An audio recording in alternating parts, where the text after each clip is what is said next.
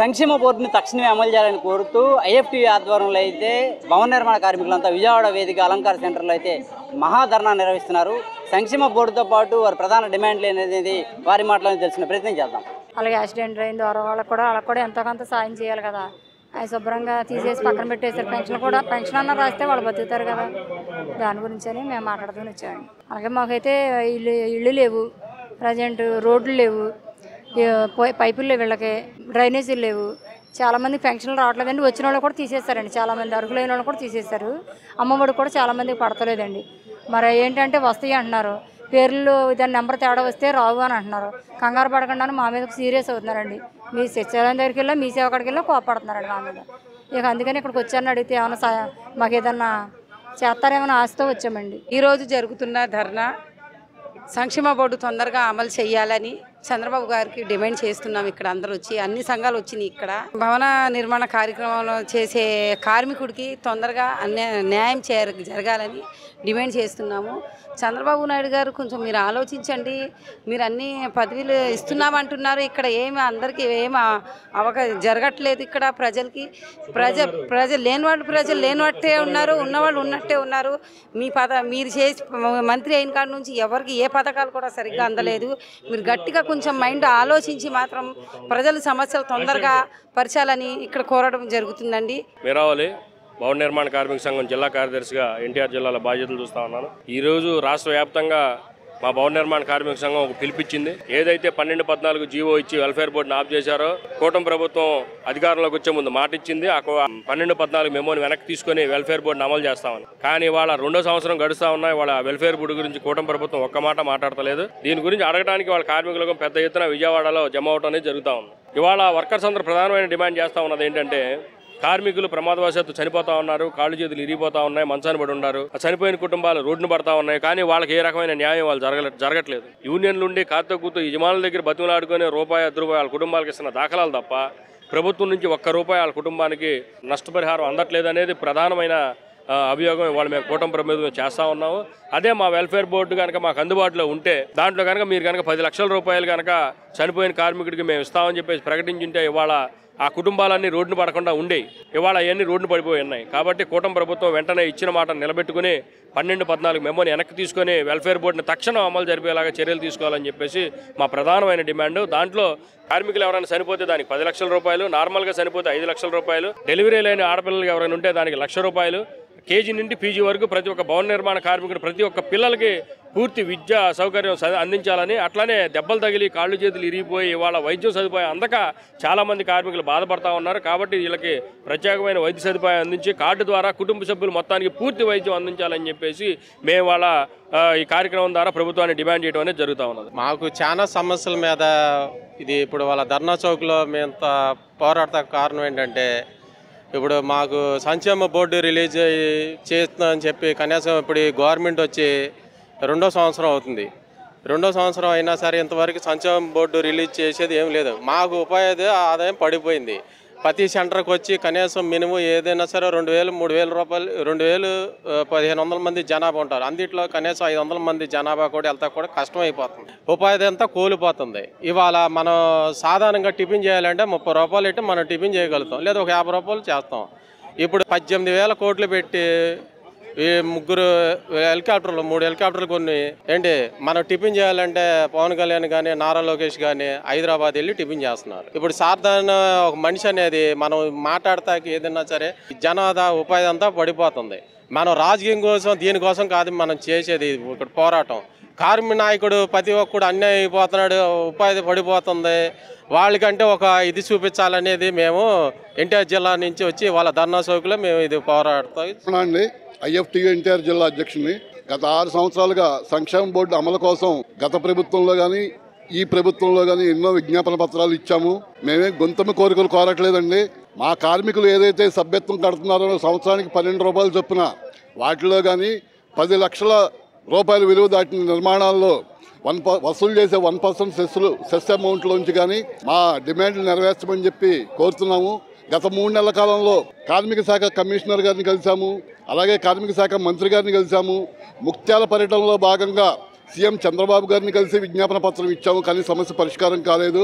ఇక పోరాటమే శరణ్యం అనే ఉద్దేశంతో ఈరోజు ధర్నా కార్యక్రమం ఏర్పాటు జరిగింది. ఎప్పటికైనా ప్రభుత్వం కళ్ళు తెరిచి మా సమస్యలు పరిష్కారం చేసే వరకు భవిష్యత్తులో జరిగే ఉద్యమాలకు మీరే బాధ్యత వహించాల్సి వస్తుందని చెప్పి సెలవు తీసుకున్నాం. ఆగర్లో యూనియన్ సంఘం అండి, విజయవాడ భవన నిర్మాణ కార్మికుడు.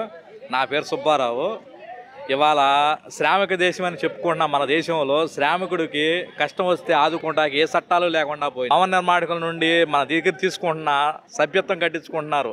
ఆ ఒక్క రూపాయి అనేది మాకనేది చెందట్లేదు. మా బిల్డింగ్ కార్మికులు ఎవరన్నా యాక్సిడెంట్ అయ్యో లేకపోతే ఏదైనా బిల్డింగ్ మీద నుండి ట్రాన్స్పార్ట్కి ఏదైనా జరిగినా కూడా ఆదుకునే పరిస్థితి లేదు. ఎవరి కాళ్ళకి ఇలా దెబ్బలు తిని ఇళ్ళ కాడ కూర్చొని ఉపాధి కోల్పోయి చాలామంది ఇబ్బంది పడుతున్నారు.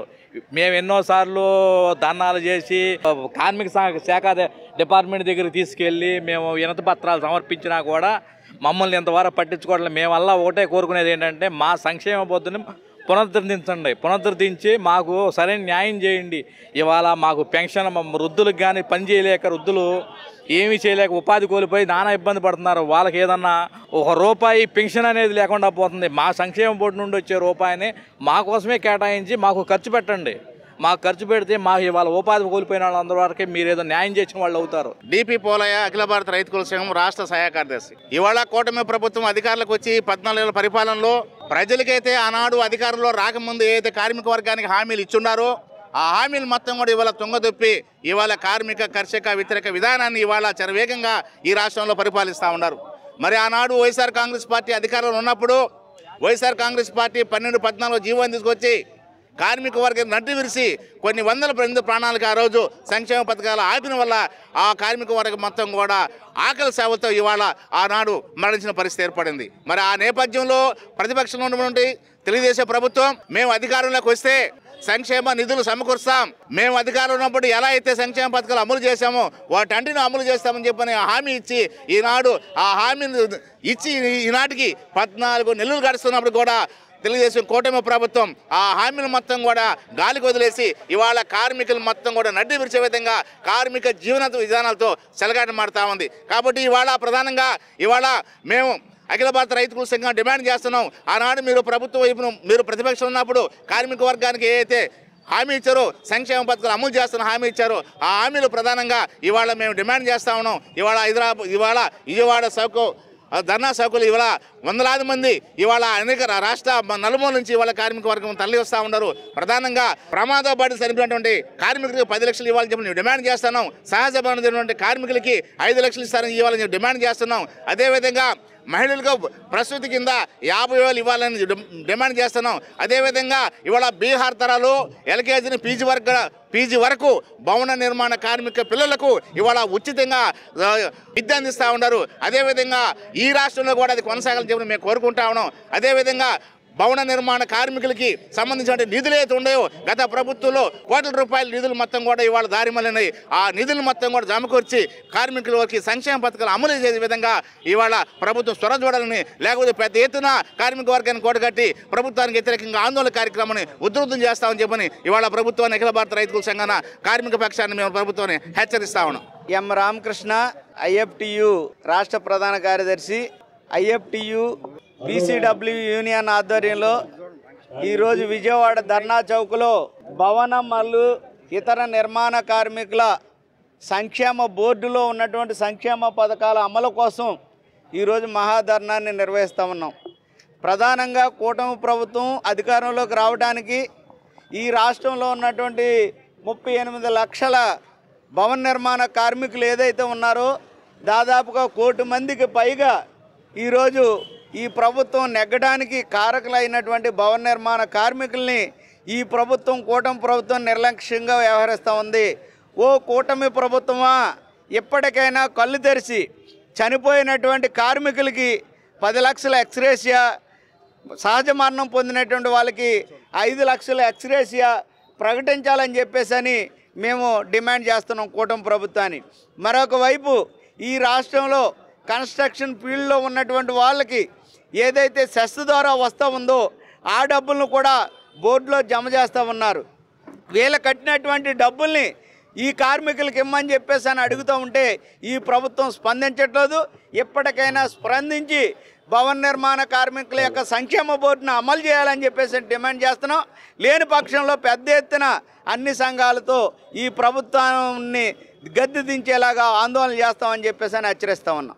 భవన నిర్మాణ కార్మికుల సంక్షేమ బోర్డును అమలు చేయాలనే నేపథ్యంలో ఐఎఫ్టియు ఆధ్వర్యంలో Andhra Pradesh building construction workers union భవన నిర్మాణ కార్మికుల సంక్షేమ బోర్డు ఏర్పాటు చేయాలని ఈరోజు ధర్నా చౌక్ దగ్గర ధర్నా నిర్వహించడం జరుగుతుంది. నా పేరు G Harikrishna Reddy, Andhra Pradesh building construction workers union రాష్ట్ర కమిటీ సభ్యుడిని. ఈ రోజున దాదాపుగా 40 సంవత్సరాల పాటు సుదీర్ఘంగా సంక్షేమ బోర్డు కోసం భవన నిర్మాణ కార్మికులు పోరాడి సాధించుకున్న సంక్షేమ బోర్డు ఈరోజు భవన నిర్మాణ కార్మికులకు ఉపయోగం లేకుండా పోయింది. ఎందుకంటే ఏ పార్టీ అధికారంలోకి వస్తుంటే ఆ పార్టీ మాత్రం భవన నిర్మాణ కార్మికుల సంక్షేమ బోర్డు పునరుద్ధరిస్తామని చెబుతూ భవన నిర్మాణ కార్మికుల సంక్షేమ బోర్డుని మాత్రం తాత్కాలికంగా నిలుపుదల చేసింది. 6 సంవత్సరాలు అయింది సంక్షేమ బోర్డు నిలుపుదల చేసి. ఈ 6 సంవత్సరాల నుంచి కూడా రాష్ట్రంలో భవన నిర్మాణ కార్మికులు ఎక్కడ ప్రమాదాలు జరిగి చనిపోయినా, కాళ్ళు ఇరిగినా, చేతులు ఇరిగినా, మహిళా కార్మికురాలు డెలివరీ అయినా ఎక్కడా కూడా రూపాయి డబ్బులు ఇచ్చే పరిస్థితి లేదు. కానీ భవన నిర్మాణ కార్మికుల సంక్షేమ బోర్డులో ఉన్న నిధులను మాత్రం ప్రభుత్వాలు బీమా పథకాలకు చెల్లించి ఆ ప్రభుత్వాలు వాళ్ళేదో వాళ్ళ ప్రభుత్వం నుంచి చేసినట్టుగా బీమా పథకాలు అమలు చేస్తున్నాయి. మేము ఆంధ్రప్రదేశ్ బిల్డింగ్ కన్స్ట్రక్షన్ వర్కర్స్ యూనియన్గా మేము రాష్ట్ర ప్రభుత్వాన్ని డిమాండ్ చేసేది ఏంటంటే, ఏ ఇన్సూరెన్స్ కంపెనీలకైతే మీరు కట్టి ప్రజలకి ఇన్సూరెన్స్ సౌకర్యం కల్పిస్తున్నారో మా డబ్బుల్ని మాకే ఇన్సూరెన్స్ కంపెనీలకు కట్టి భవన నిర్మాణ కార్మికుడు ఎవరైనా సరే ప్రమాదవశాత్తు చనిపోతే ఆ కార్మికుడు సంక్షేమ బోర్డులో ఉన్నా లేకపోయినా 10 లక్షల రూపాయల నష్టపరిహారం ఇవ్వాలి. సంక్షేమ బోర్డులో చేరిన కార్మికుడిని జీవితాంతం అతని చేత డబ్బులు కట్టించుకొని 50 సంవత్సరాలు వచ్చేటప్పుగా అతను తీసేసే పరిస్థితి. ఆ కార్మికుడు బతుకున్నంతకాలం సంక్షేమ బోర్డులో కొనసాగించాలి. అట్లాగే భవన నిర్మాణ కార్మికులకు వృత్తి పరికరాలు కొనుగోలు చేసేందుకు సబ్సిడీపై లోన్లు వేయాలి. ఎవరైతే సంక్షేమ బోర్డులో చేరిన కార్మికుడు ఉన్నాడో ఆ కార్మికుడికి ఇచ్చిన కార్డు ద్వారాగా ఏ ఆసుపత్రికి వెళ్ళినా సరే ఉచిత వైద్యం చేయించాలి. అట్లాగే ఆ కార్డు ద్వారాగా భవన నిర్మాణ కార్మికుల కుటుంబాలను చదువుకునే పిల్లలకి పీజీ నుంచి కేజీ వరకు కూడా ఉచితంగా విద్యను అందించాలనే నేపథ్యంలో ఈరోజు ఈ అలంకార ధర్నా చౌక్ ధర్నా జరుగుతుంది. అట్లాగే రాబోయే రోజుల్లో రాజధాని నిర్మాణం జరగబోతుంది. ఇక్కడ రాజధాని నిర్మాణంలో కూడా భవన నిర్మాణ కార్మికుల సంక్షేమ బోర్డుకి సెస్ రావాలి. ఆ సెస్ని రాష్ట్ర ప్రభుత్వం భవన నిర్మాణ కార్మికుల సంక్షేమ బోర్డుకి జమ చేయాలి. ఆ సంక్షేమ బోర్డుని ఎవరైతే నిలుపుదల చేయడం కోసం 12-14 మెమోని ఇచ్చారో ఆ మెమోని రద్దు చేసి సంక్షేమ బోర్డుని అమలు చేసి భవన నిర్మాణ కార్మికుల యొక్క సంక్షేమాన్ని పట్టించుకోకపోతే రాబోయే రోజుల్లో అన్ని కార్మిక సంఘాలతో కలిపి ప్రభుత్వాన్ని గట్టిగా బుద్ధి చెప్పేదానికోసం building construction workers union IFT ఆధ్వర్యంలో రాష్ట్ర వ్యాప్త ఉద్యమానికి పిలిపిస్తామని చెప్పని ఈ సందర్భంగా రాష్ట్ర ప్రభుత్వాన్ని డిమాండ్ చేస్తున్నాం.